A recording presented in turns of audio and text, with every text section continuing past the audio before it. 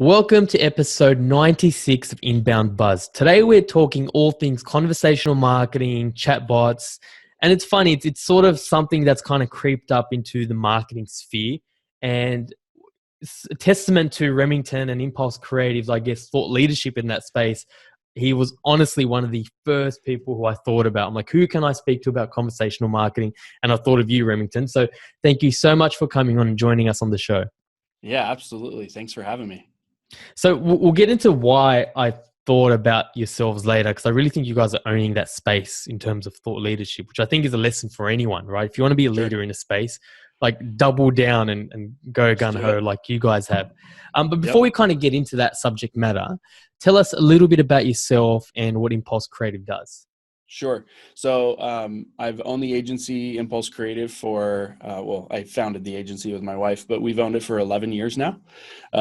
So we started out as a website design shop and then, jumped on the inbound marketing bandwagon before it was cool.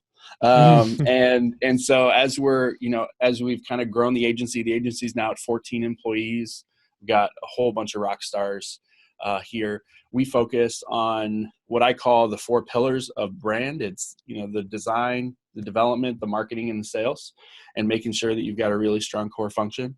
And in that, it's finding ways to create, an impact for our clients. And so conversational marketing is one of those things.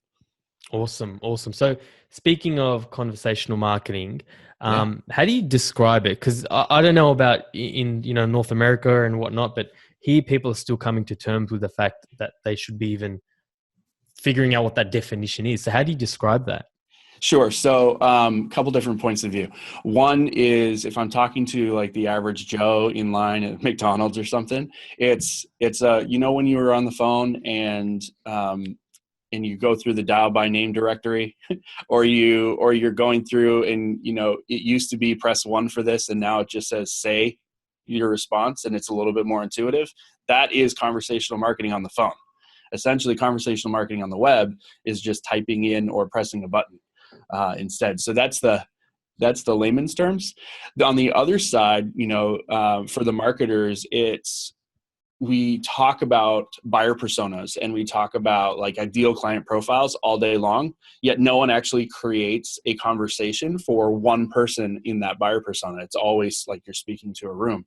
So it's the same thing we're doing. It's just honing it down and more of like a sniper rifle approach rather than a shotgun, if that makes sense.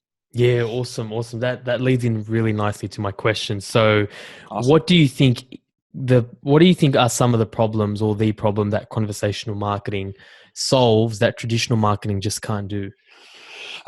So brevity and noise. And what I mean by that is, like look at your websites, and in order to compete nowadays, we've got to have more content. And granted, I have a whole heck of a lot of content we put out at Impulse Creative, but it's making sure that you have context as well as content. That's the big piece. And I think on the other side is, and I'm doing a bunch of tutorials about this right now that should be releasing this week, is it's all about the prospect, right? So inbound marketing is a direct response to how customers are buying, and conversational marketing is not something that's exclusive. You don't have to do conversational or inbound. It's one of those things that kind of meshes over how the prospect is buying. So you think about like you walk into a store, someone says, "Hey, can I help you?" And it's an open-ended question, and you're just kind of like, no. But if that person followed you around and gave you more context when they helped you, then suddenly they're helpful, right? And it's being helpful from the get-go. I heard DG from Drift say in one of his talks that, we're sending people to our websites and we're spending so much money doing it, and then we're sending to a form that is the most unpersonal thing we could possibly do. And it's like we focus on our content 100%, and the forms are exactly the same for everybody. So it's pretty crazy. Yeah. So speaking of, I guess, some of the user cases. Yeah. Actually, let me go back a bit. So you mentioned, it's about context, not content. Yep. So a skeptic would say, but isn't that what marketing automation does? Sure. Let's call it traditional marketing automation, which is funny now that it's traditional. What would you say to that? So yes, that's what marketing automation does, but they have to get into your system first. And so the barrier to entry, or the friction that happens when they are coming in, is they have to fill out that form, and we ask for information before we provide value, right? Think of making any transaction. You're doing all of this research, right? And you're, as a buyer, you're doing all this research to influence what you're going to buy. And as marketers, we're providing content to do that. But if someone has a question, we force them through these normal channels that aren't customer serving or prospect serving, they're company serving, right? It's, before I talk to you, I want to make sure you're 100% qualified to have a conversation. And it's because it takes time. Where live chat or conversational marketing suddenly is, hey, I have a question about XYZ. And there's so many other opportunities there for a marketer beyond just that one question. I love that. It's company serving, not prospect serving. So Yeah. getting into, it's funny because usually with my interviews, I often have a little bit of a template. We talk strategy first, theory, and then we go tactical. But I kind of think in this, I have to go tactical almost right away, because I still know, and if anyone was as slow as I was when I first thought of the topic, I'm like, yeah, but I still don't get it. Like, how do you use it? Okay, great, but how do you use it? So I want to reference a really good resource you have on your website. I'll share in the show notes, redpandas.com.au/EP96. And it's almost like a crash course article on conversational marketing. Talk about what it is and the buyer's journey. I highly recommend it for anyone who wants a quick crash course, right? In there, you share an example about how you obtained a 22% increase in conversions on a landing page using chatbots. So can you talk to that a little bit? Like, how have you used chatbots to obtain those results? Sure. So what I want you to think about is like landing page conversions in general right now, right? Everything that they tell you about a landing page and anything that you can learn is the more form fields you have, the lower the conversion rate will be, in theory, right? Unless that landing page is super contextualized to wherever the traffic is coming from. So the goal is to get the best traffic coming in and then have the least amount of form fields in order to get someone to convert, right? Well, when you look at a traditional landing page, you're asking for 5 or 6 things almost every time, especially, if you're on the HubSpot inbound marketing bandwagon. Now, it doesn't mean it's wrong. It just means that a lot of times, in order to do marketing automation the right way, we're asking questions, and those questions are necessary in order for us to do marketing automation worth anything. And so when you get the prospect to that page, and I can share the screen if you'd like, with the difference between two landing pages. Let's see here. So as you get that ready, so if anyone wants to see some of the examples Remington's talking about, check out the video version of this interview on redpandas.com/EP96. And you can also see his amazing shirt, Gold Digger, GOAL. That is, I love my marketing shirt. So that's awesome. And also this really cool lighting rig you have set up. Like, you put me to shame. But anyway, you'll see that and some of these examples. So why don't you take us through some of the example, and anyone listening on the podcast can maybe sort of follow through a little. Sure. So you can see the screen? I can see the screen, yep. Perfect. So this is one of our top performing landing pages. And, when we first started getting in and doing some use cases, I didn't want to take one of our lowest performing and see if I could improve it. I wanted to take our highest performing and see what it did. And so in HubSpot, we did an A/B test side by side. And while the connection in HubSpot in regards to actually seeing the conversion rates isn't visible because of how Drift tracks conversions, and I'm talking to Drift and HubSpot about that, I think you'll get the idea of how things go. So we get to the page. Now, granted, it's pre-filling my information in here, but as we're looking at this landing page, we've got a quick video that sells the offer. We've got short little bit of content, and then we've got our fields here. We've got 1, 2, 3, 4, 5, 6, 7.5 fields here in order to get that swipe file, right? So the company's got to fill all this information out in order to get there. And this swipe file, by the way, sorry for anyone listening, 300 blog topic IDs. So this really high value bit of content. Awesome. Okay. Exactly. Mhm. So then we go to what the conversational marketing version of this page is, and it's so much more simple. It's still all the other pieces there. We've got the same titles, we've got the same everything else, except there's this button that says download the topic ideas now. Right? So think about user intent. The user intent on this is, well, hell yeah, I want that.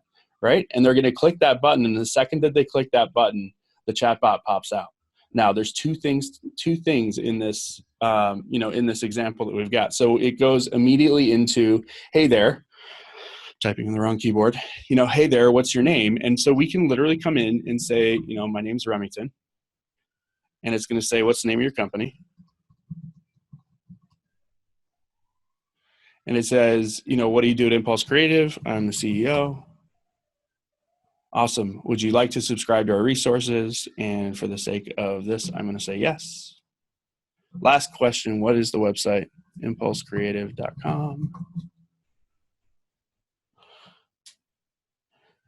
And so we get a little greeting here. He goes, check your email. We just sent you the link. So click that link, and immediately you're taken to the thank you page for this, for this offer where you can download it. Now, a couple cool things happen. One is that we just took someone through and literally had a conversation with them as we're asking them for their name and asking them for their email and asking for all those different steps. But we also got all the same information that we would have gotten from a HubSpot conversion in regards to the pages viewed and everything else. And the best part is if they hadn't finished filling out that form, but they gave their name, now Drift is still following them throughout the entire website. So you can see the other two tabs on the top of this are dancing like crazy.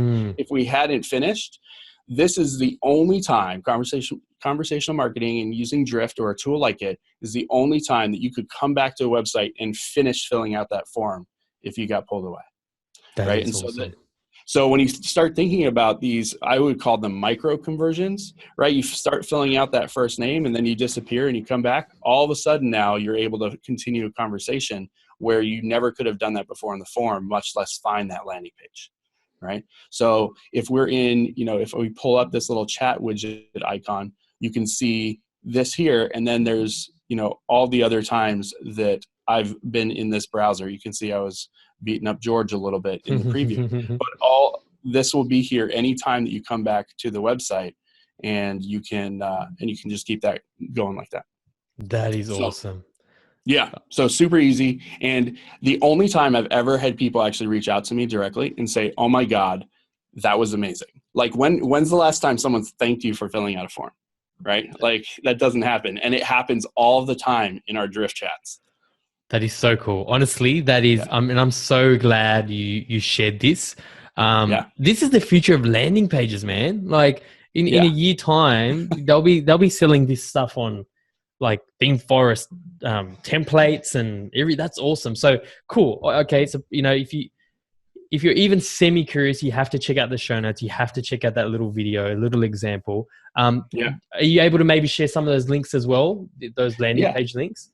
Awesome. Yeah, absolutely. I'll shoot those over to you. And I've got one more example. So you brought up like that, this like really changes how you do landing pages. Now, one of the beautiful things is, I tell my clients, and we teach the staff and the clients that every time that there's an action, it is going to diminish the potential result you have, right? So you got to click from a CTA to a landing page, and then you got to click from that landing page to fill out the form. Each one of those form fields is going to diminish the potential conversion rate that happens.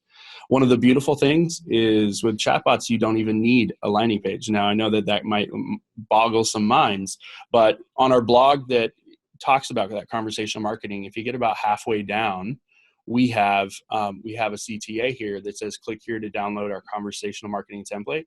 This puts that other headline swipe file, which was my previously highest performing landing page, to shame. Yeah, Because when someone clicks this to download this conversational marketing template, now we're still on the blog. I love live demos.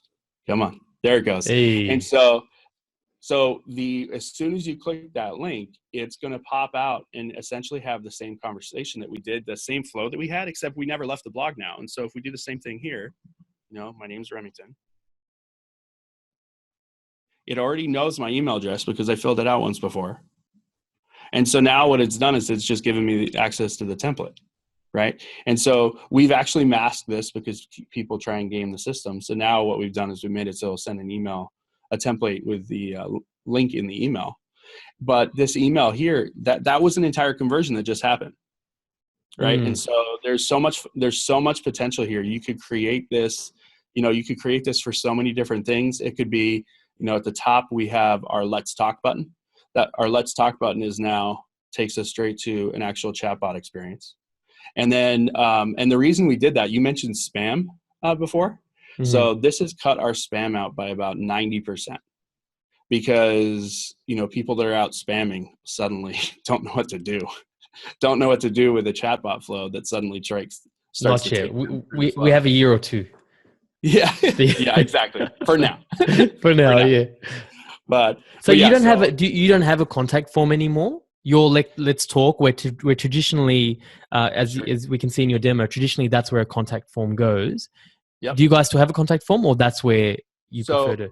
We don't have a contact us form, but what we do have, so I'm not 100% away from the conversational marketing. That's actually a great question. So on each of our service pages, we do have a form, but you can see we also have the button for a conversation, and we've got Jackie, who's my business development rep here, that chimes in. This is also chatbot driven at the moment. But as we go through, we still have both of these. And one of the most amazing things to me in general when we track this, because we track everything like crazy. I'm going to stop sharing now. Is we Drift talks about, Drift live chat. The guys over there talk about like hashtag no forms, right? And it's a great marketing direction, but in actual fact, the expectation that I thought that would happen is we install Drift on the site. We start doing things the conversational marketing way, if you will, and we're still kind of defining that. We assumed that it would cannibalize the forms. And what I mean by that is like more conversions on chat, but less on forms. And something very interesting has happened over the past 3 months is we still have the same amount, if not more, form conversions, but we have almost an equal amount of conversations that have happened. So what that means is that we've literally doubled our conversions on our website, without doing anything really heavily in regards to changes. We just implemented change, or conversational marketing as in change, but we didn't remove any of the forms. So at this point, I'm not going to remove any forms because they're still performing, but the chatbots and the conversations that are happening are still engaging pretty heavily. So you've essentially plugged a lot more holes. You're still getting, if a website is a leaky bucket, you've still had the same amount of conversions, but plugged a crap ton more holes. That's amazing. Yeah, absolutely. And it was super easy to implement. I mean, it's not like you have to redesign an entire website. So at the moment, because this area is so new, there are understandably so. I mean, they're not basic questions. Even us as an agency, we're sort of thinking about this as well. So sure. Help me out here. Is it better to go down the path of, say, a Facebook Messenger bot? And before we spoke, I was telling you about briefly how, I love everything Larry King touches. So he's got this amazing mobile monkey. It's called Mobile Monkey. He doesn't have a mobile monkey that goes around. Yeah. The tool is called Mobile Monkey. It does sound fun. So he's got this tool that is a Facebook Messenger bot. And is it better to go down, I think I know the answer because you guys are so heavy into Drift and whatnot, but is it better to go down the path of a Facebook Messenger bot versus a standalone chatbot like Drift? Is there a disadvantage of using one over the other? And did you guys consider that when you kind of went all in with Drift? Yeah. So we do have messenger bots. We actually use Chatfuel at the moment, and then we're also testing with HubSpot because HubSpot's got a messenger bot as well that they are, that they're just getting started with. I think HubSpot is new in the market. They, with the acquisition Motion AI, they've got some really smart guys over there. I would assume by inbound this year that there's going to be some major moves. But to answer your question, I look at Messenger versus Drift or a on-site chat the same way that I look at Facebook versus a blog, right? And what I mean by that is you own your blog 100%. Right now, Messenger works really well, But I remember when all the TV commercials out there all had people pointing to their facebook.com / whatever their brand yeah, was, right? And they yeah. spent hundreds and hundreds and hundreds of thousands of dollars Promoting doing all Facebook. that promoting. Yeah. And then Facebook goes, oh, you want to reach that audience now? Like, it's going to cost you. That's just Facebook's playbook. That is such a good point. So yes, I think that there's significant opportunity for you to leverage messenger chatbots, and they help a lot in especially with Facebook ad conversions. So just a similar flow like I just showed you guys on the landing page here, you can do the same thing with a messenger bot without letting people even leave, without even leaving Facebook, and to get those conversions. Think lead ads on steroids, right? Because you can start that messenger conversation. So any technology that allows for you to leverage chatbots, I think is great. I think the one thing that you have to think about is I don't think it has to be exclusive. I think, you can have, like, even on our site, we've got drift on a majority of our pages because of how precise we can get with targeting. But we also have a HubSpot chatbot that we're testing on certain pages. Most of our HubSpot pages, like anything that talks about HubSpot. And then we have the messenger bot. Like on our blog, we've got a place where you can subscribe via messenger. But for all the readers, don't try and do that right now. I hear Facebook is making some major changes where they're going to remove that as something that you can do. So Right. In terms of subscribing to Messenger from a website? yeah, so you can subscribe to our blog on Impulse Creative by simply one click to subscribe via Messenger. That's worked great. We've got literally, I think, 400 or 500 subscribers that elected for that instead of their email, which is great. But at the same time, this is what I'm talking about. All of a sudden, Facebook can take some stuff away. At the end of this year, they're making it so that you cannot, that's called a promotion now. You can't do that unless you pay. Right. So we're going to be working on migrating that away from Facebook. Now, Messenger still would be a entrance page, but it wouldn't be something that would be a promotion in the future. Thank you so much for clearing that up. I've struggled to get a good answer on that. Is it one or the other? No, there's if you're running Facebook Messenger ads, of course, Facebook does not anything you do that takes you away from Facebook's platform. And we had Massimo from Ad Espresso, and he had some great tips on the fact how Facebook is like $3-4 a click now. So anything you do to take them away is going to really hurt you. So it's great for that. But then you had me at remember what they did with Facebook pages. You had me at that, man. Because for sure. That's an example I've given to a lot of people to try to say, look, focus on your own land as opposed to rented land. Remember when everyone was spending their money promoting Facebook? Yeah, I'm going to use that one. Great answer. Thank you. Perfect. So you mentioned already Drift, the Drift platform. My next question was about some of the platforms. I think you've already answered that. You mentioned HubSpot's one. Are there any other players in the market that you're liking at the moment? Sure. So with Facebook, Facebook Messenger, we've messed around with ManyChat and Chatfuel. Out of those two, I have more of a liking towards Chatfuel, but ManyChat has made some pretty significant moves in the past few months that I haven't really dug too deep in, but I know that some of the features that caused us to go the Chatfuel way, ManyChat's picked up on. Twilio is more of a text message platform, but they have the ability for you to do the same kind of thing. And that's often the last thing you think about is, like actually doing text messages via, like, as a chatbot. But there's significant opportunity there. It's a much more steep learning curve for the Twilio. So that's something more, if you got a developer available, then go that route.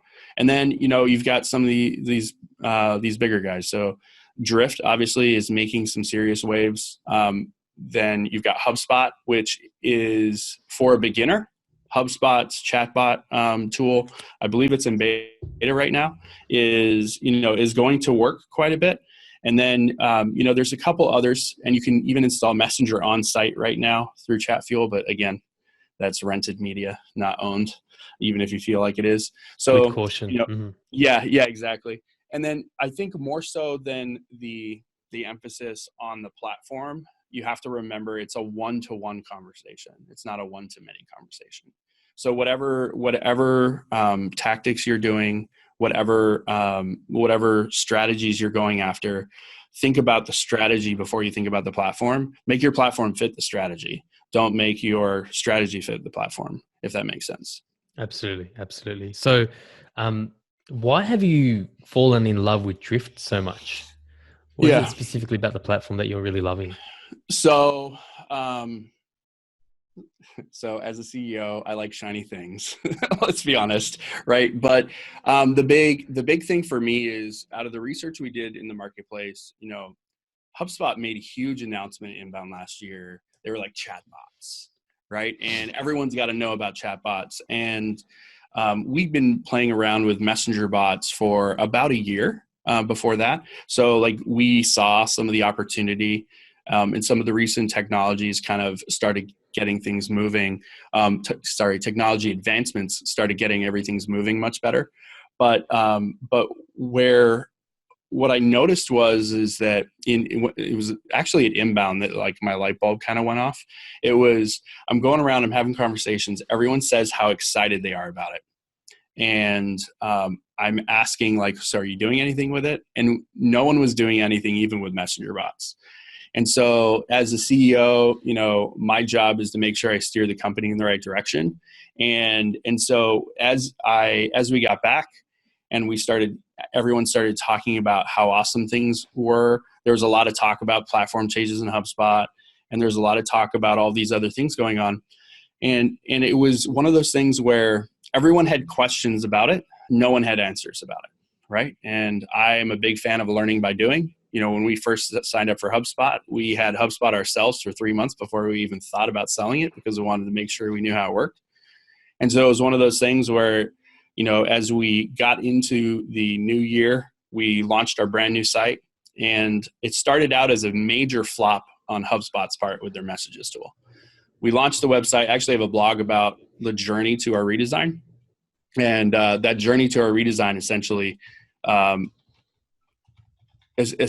was, we have this beautiful new website. It's working so fantastic. And we had 0 engagements on the on the HubSpot messages tool, like 0. And then we started looking into why, and we realized that, in some cases it wasn't firing at the right time. And then in other cases it was slow. And once I realized that it was slow, and the response time, if someone actually did reach out, Jackie literally mans the computer from a sales perspective. Like, she's there, and she would get a notification 3 or 4 minutes after someone inquired on live chat. I don't know anyone or any of your listeners or viewers have waited on the phone for more than a minute. Usually get irate by about like 90 seconds in, right? Like, why am I waiting so long? It's like a time travel when you're on a phone. You have no problem waiting in real life that long, but when you're on the phone or something, it's crazy. Live chat's even worse. So once we realized that there was an opportunity for that, but the messages tool wasn't really working, we decided to go outside of HubSpot. And that's where we rekindled our relationship with Drift. We had Drift on our site previously, and it worked so. We didn't really do too much with it, but it worked a lot better than the messages tool did at the beginning of the year. So we switched back over. I had some conversations, and we did a couple experiments. And in the first week that we installed Drift, we had 12 meetings booked automatically. And any inbound agencies out there would know that that's pretty substantial, especially like versus we're talking meetings. We're not just talking leads. This is actually people said, yes, I want your help, and here's the time that works for me. As soon as that happened, I realized that I needed to investigate more. That was right before Valentine's Day. That's awesome. That's awesome. Yeah. And hopefully you remembered that because you gave your wife something lovely, and not because of, So yes, I love you, baby. This is being recorded. You got to be careful. Okay, awesome. No, that's really good. That's really good. I think particularly for a lot of people, and ourselves included, thinking about which technology to hitch our wagon onto. So Yep. that I think that's good to understand how you guys So got to where you got I to. got one extra thing for you there. So you said which technology to hitch your wagon to. I like to think of Impulse Creative as platform agnostic. We can help anyone grow their business with any tool because it's the strategy. It's a tool that fits into the strategy, not the other way around. So if you're thinking about hitching your wagon to it, I get it, but just make sure it's not exclusive, because you, as an agency, we've got to make sure we're driving value for clients, not for partners. That's right. You know, they've obviously got to come first. There's certain dependencies. I hear you 100%. So, okay. Oh man, this is amazing. This is Sorry, amazing. I know I went long. No, that's good, man. That's good. I'm like, Good. where do I take this thing? My mind is just bubbling with questions right now. So, Go for it. Okay, let's start with, say someone comes to you, right, Remington. Yep. They said, okay, you know what? You take my money, man. Like, and I'm sure you've seen, and I know you for a fact that you would have, the way you guys have set up on your website is so impressive. Take my money and do it for me. I was like, no doubt, right? So you tell me otherwise, but I'm sure it is the case. So say they go, okay, cool, Remington, we're on board. Yep. Where do you start? Like, what's your onboarding? You know, once you've qualified them, you know they're right. What do you take them through? What's your onboarding to get them into conversational marketing? Sure. So it starts with an audit. What we want to do is we want to talk to salespeople. We want to talk to customers if possible. We want to understand the questions that both sides have and the questions that both sides don't get answers to. Right? Because, you think of like traditionally in sales, especially like B2B companies, they have these BDRs, and the whole purpose of the BDR's job is to schedule an appointment. And they ask probably some scripted questions that would qualify. They're essentially real human forms, right? And I don't mean any disrespect to any BDRs. That's a job that I don't think I have the grit for.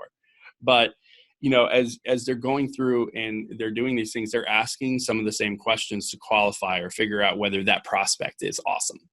And without that data, conversational marketing can't be awesome, because conversational marketing needs to be qualifying. It needs to be capturing, and it needs to be connecting. And if you can't get those three things being done, then, it can flop. I think, so to answer your question, we go in, we ask these questions with the sales and marketing teams. We do some research on the website. Usually people don't come to us and talk to us about conversational marketing. It's happening a lot more now since we started all the tutorials. But in most cases, it's my website's not performing, which is great, because if the website's not converting or performing, then live chat in a lot of cases could solve quite a bit of those problems. So we do an initial audit, and this, no matter what you come in and do at Impulse or hire us to do, everything starts with an audit first. So we want to know who you are, what you're trying to accomplish, like the mark you're trying to leave on the world, and where you think there are holes. And then what we do is we come in and we try and figure out how to fill or how to patch up that, as you put it, leaky bucket. Right. So usually over the course of 2 weeks, we ask all those questions, we get all that rolling. And then the following 2 weeks is technology and deployment. And so when we talk about technology, sounds super technical, but really it's deploying Drift or deploying HubSpot messages or deploying some tool that's going to help with conversational marketing, and then making sure that the teams are integrated into it. Change management is probably one of the biggest things, because it's literally, they say traditional marketing versus inbound marketing is flipped. It's like doing it backwards, or doing it turning it on its head. Conversational marketing is doing that again. And so a lot of times it's a reset of this conversational culture rather than just conversational marketing, if that makes sense. Absolutely. It's still very fresh. So yeah, I can understand how now inbound marketing has become traditional inbound marketing. Yeah. It's really Funnily hard enough, to have conversations about, like, not the old, but the new old. The new old. Yeah, that's right. That's right. Sounds like we're talking about like a reboot of Ninja Turtles, not the old one. Or Spider-Man, how's had like 3 different reboots. There you go. Yeah. So, okay. Where does in your onboarding process, and just Sure. if I can pick a little bit, dive into it that a little bit, where does the buyer's journey come out? You talk a little bit about user stories. Sure. I've heard you talk about that before. Where does the buyer journey come out in all of this? Yeah. So internally, we try to paint the picture, whether it's Post-it notes on a whiteboard wall or whether it's, building out a Google Slides presentation. We try to map out the buyer's journey from the get-go. And so a lot of cases that's done before contract is signed internally, and then it's confirmed in the process. So great job for asking that. To create the context that you need for that one-on-one conversation, we have to make sure that we understand where that conversation is supposed to happen in the buyer's journey, right? Obviously, we're going to be asking a lot more qualification questions further down in the buyer's journey versus the conversations we'd have, at a very high level. For instance, leading with asking for an email address in conversational marketing or in a live chat thing is super taboo. Like, you shouldn't do that. Like, it's like going into Best Buy, if you do that anymore, or some place, and you walk in the door and they go, "Hey, can I have your driver's license?" Like, no, I just want to go get I just want to go get a new cell phone case. So it's understanding how much you can ask and where, and how much value you can provide and where in the buyer's journey. So that happens from the absolute beginning. But great question. Awesome. So for you guys specifically, what do you think has been the most impressive thing Drift has been able to do for your business? Is it book meetings? Is it what you referred to earlier? What's it been for you guys? Yeah. So I would say the meetings booked, the quality of the meetings booked are substantially higher than the ones that come through forms. And I think because, and I say you can test this, but if you test this, I'm going to call you guys out if you're testing it. So like literally say, "Hey, I'm testing this because of the podcast." That's totally fine. But the big thing is it actually asks, right? So imagine going through, like, telling your company story, talking about your problems, and then it gets to a point, and once it knows that you're qualified, and it being the chatbot, it says, "Would you like to talk to a human about this?" And if that's a flag in the sand of an agreement. Yes, I actually want to have a conversation with someone. I don't know how many times that I've reached out to someone on that filled out my form and called them up, and it was like inconvenient for them, right? They filled out the form. I'm just calling you back. And you get the typical inquiries that has one word, sales, right, or leads, just because it was such a, like a reluctant thing. Yeah. Right. Yeah. So, and as a consumer, you got to think about that. Like, they're busy. All of a sudden now we're making them fill out 14 questions in order to talk to a human about a problem. So it makes sense if we think about it from the consumer point of view. But the chatbot flow literally asks, right? Like, any good salesperson knows that you have to have an ask somewhere, right? That call to action. But the chatbot flow literally says, "Would you like to schedule a meeting?" And we say with a human, because it's just reinforcing the fact that this is a chatbot conversation. Because if, as smart as chatbots are right now, they're still stupid compared to humans. So we want to make sure that people realize, like, this is a chatbot conversation and it's cool. And, and then kind of keep things going through. So by the time they get to that meeting, they're super engaged, and it finds the quickest available time to have that conversation.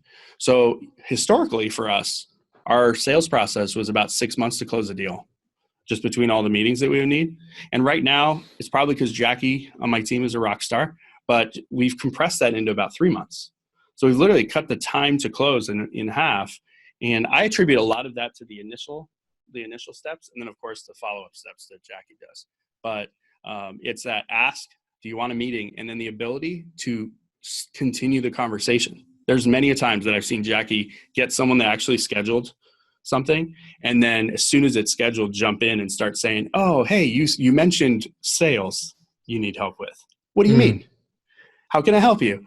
And it's one of those things that you could literally keep the dialogue going to build more rapport before that meeting. And to that point, we've even closed a deal that paid for Drift for 3 months without even having a meeting, all through live chat. We literally sent a contract after a 15-minute chat session. So think about how that can help your workflow. That's crazy. And one thing we probably gleaned over is that live takeover. So before the podcast, I was obviously fooling around on your website. So I want to actually ask you in a minute, your 2-3 hacks, right? Larry Kim style. Yep. 2-3 hacks that you got to do. But I love how I jumped in and you're like, okay, hey, well, like, I can't remember what order, right? But how many people working for your company? Once you realized I was interested somewhat, the bot did, right? What's the name of your company, website? And then I gave you my name, obviously. And then at some point you jumped in and you said, hey, Moby. And like, it was cool. Like, it was cool. Like I know you from a few emails, but it was still cool. Even if I didn't know you, that I understood I was talking to a bot, and then humans taken over.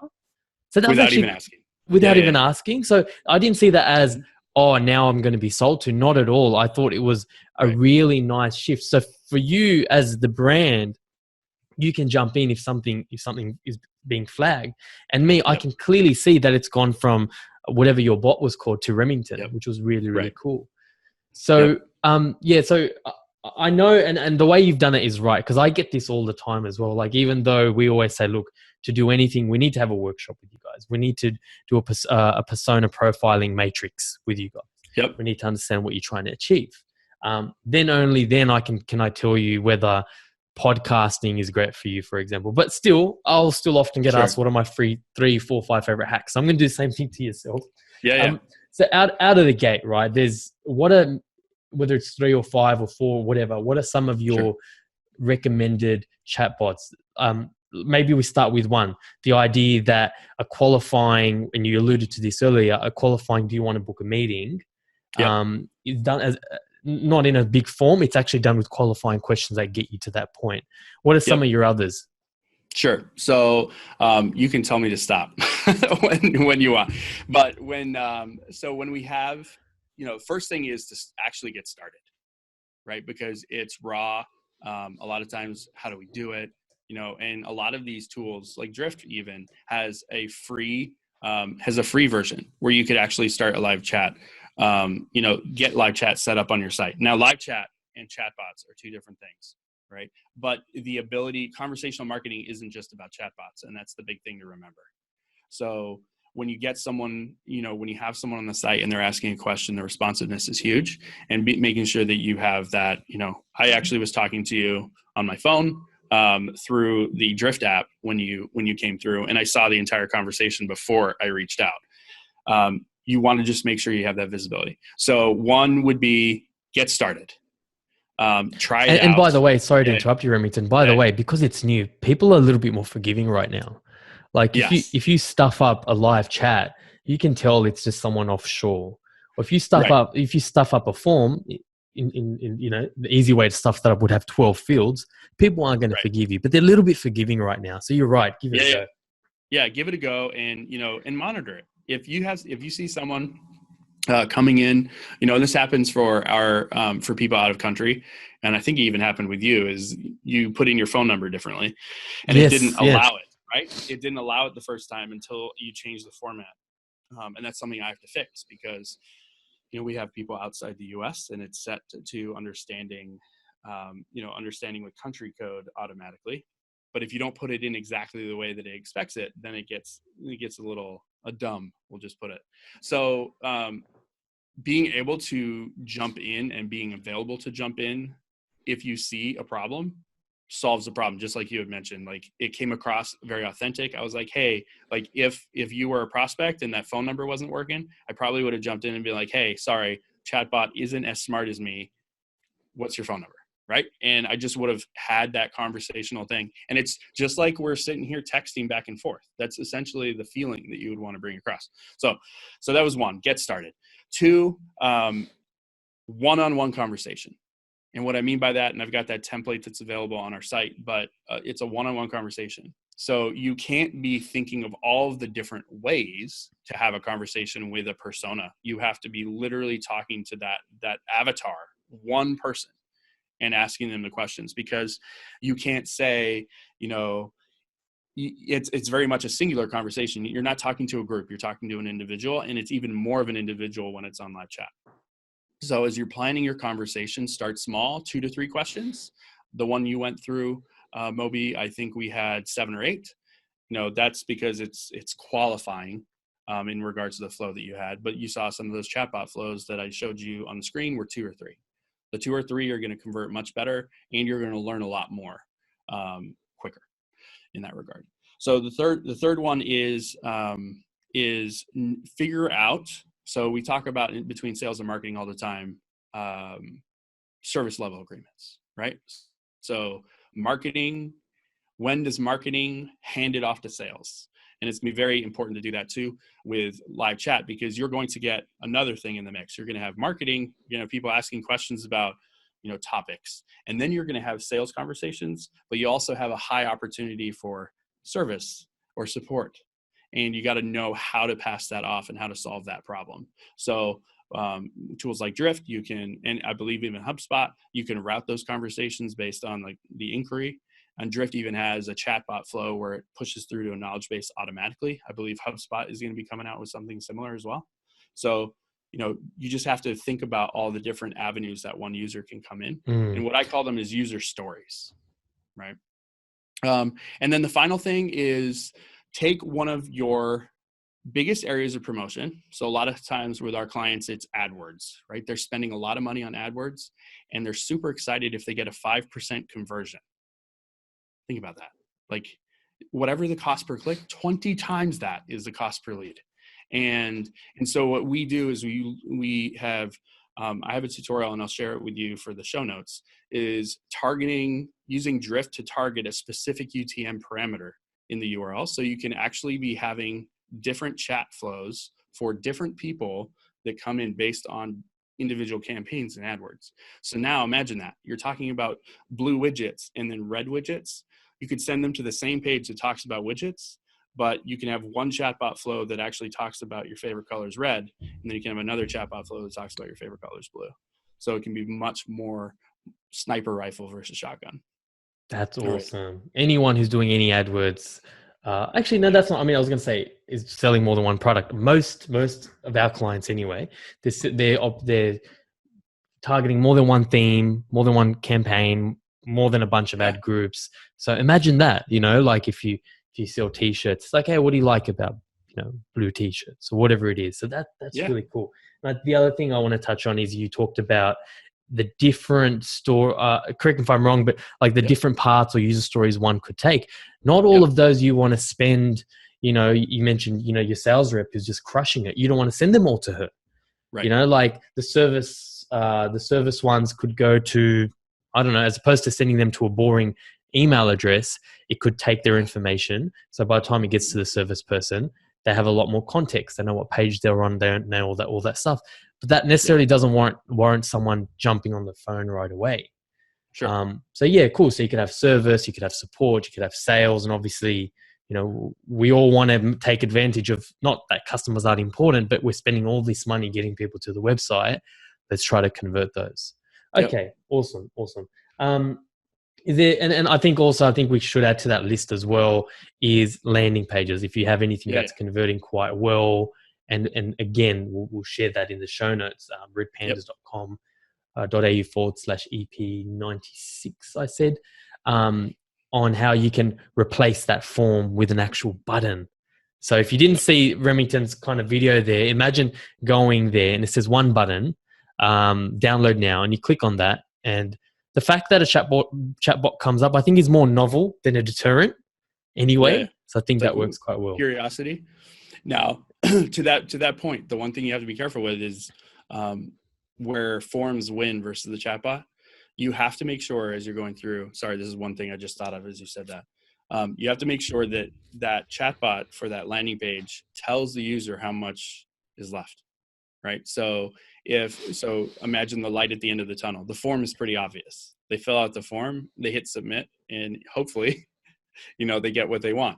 But the chatbot, you ask one question, you're asking name, and then you ask email. By the time you get to the third question, the user is thinking, how many more questions do I have? And so making sure that you're like, oh, just 2 more questions, 1 more question, and then leading with it makes it so that the prospect or the user knows that they only have a little bit more work to do. Yeah, not being cheeky and saying, oh, just one more. Not that. I'm sure you can lose the confidence a couple times. Yeah. Sorry, just one more question. and I think unless it wasn't obvious for anyone, I think what's really, really key and thematic about this is being transparent, being authentic, and not trying to pretend that it's a human. Like Yeah. you sort of said, like the one that we've been playing with, we call it Panda Bot, and it's a messenger Yeah. bot. And we've even said, what, if I struggle, a human will come in because I haven't yet figured out how to take over, Uh-huh. how to become, I'm Yeah. not yet self-aware to take over. So, you can make it quite fun. So, Yeah. um, a question for you. So I think this is on your, correct me if I'm wrong, I think this might be in your conversational marketing post, but there's a quote here that I want to read verbatim. You say, as companies, we are constantly on the quest for the right audience, the right tactic, and the right message to get in front of the potential customers. More often than not, marketers mistakenly focus on changing the tactics rather than adjusting the delivery of their content. So I want to focus on that last part. Yeah. More often than not, marketers mistakenly focus on changing the tactics rather than adjusting the delivery of their content. I don't know whether this is confirmation bias on my side, but I read that Sure. as don't chase shiny objects. Is there a type of client that you would say, no, chatbots aren't right for you yet because there are a couple of fundamentals you need to sort out first? And if so, what does that client look like? Sure. So I think there's a lot of clients where chatbots don't work for. Live chat, I think, works for anyone who has a customer. So in conversational marketing is both those things. I think that, as we start to look at some of the more technical industries where there's questions, there's significant opportunity. I'd say there's more opportunity for live chat in really technical businesses than there is for chatbots. But some of the core, like, conversational ways of qualifying could still be used in the chatbot, but the actual value of the resources may not necessarily be something that the chatbot could present. But I think that areas that could really do well, and some that we're seeing some great successes with. So agencies, for one, people in the marketing or software space that B2B are, I think there's a significant opportunity, and that barrier to, or that what you're willing to have a conversation about or with is a little bit more open. As you had said before, it's, we're a little bit more patient because it's a new technology. Vacation or like real estate is huge right now. So there's a lot of opportunity in South Florida. In the US, we have, I think we have over 5,000 real estate agents just within this 2 counties in our area. That's a lot of competition. And Mm, so, finding ways to differentiate or to serve customers better is really where the answer comes. And that's where conversational or, chatbots and live chat can really help. So it's more of, if you have customers asking questions, great. If you have customers that you need to figure out about whether they're qualified, that's where chatbots come in. But either way, I think anyone needs to think about how their consumers are buying and where the friction is, and then just remove that friction. yeah, I love that. I love that. And I really like how in your answer, because there's certain questions, for example, you know, if, not always, but certain clients who may not be right for HubSpot, for example, Yep. could be someone who just has a website and hasn't even ever thought about blogging, because Mm-hmm. what I'm going to struggle with as the agency is I've got this Ferrari, but I've got no fuel to put it in. So I love how that didn't even come up into your psyche. Like, it's like, no, you can get started there. That is not the qualifier, because you can Right. map out that persona, you can map out those user stories and still be quite effective. So I Right. really, really Absolutely. like that. And also, you talk about areas with a lot of competition. The idea of, the path to least resistance is always going to work. It's always going to win. So, look, Remington, thank you so much for your time. This has been a true Yeah. masterclass, and please send through Thanks. those resources. We'll link to all of those in the show notes. That's been amazing. Is there anything you want to leave us with when it comes to conversational marketing? Any passing thoughts? Yeah, I think so. Conversational marketing, just do it. Like, you just got to get in and get started. I think the early adopters are going to be doing really, really well, especially as agencies. And I think just like any tactic, whether it's Facebook or whether it's Messenger, the early adopters are going to see the best results in the beginning. So, get out there and get started. And then figure out how you can make an impact on the world. And if that means making it easier for customers to buy, make it happen. That's the way. That's the way. And I'm guessing if you want to know, or particularly drift, I mean, you guys, I don't know. You just told me before you recorded 11 tutorials, and there was like 70 on your website.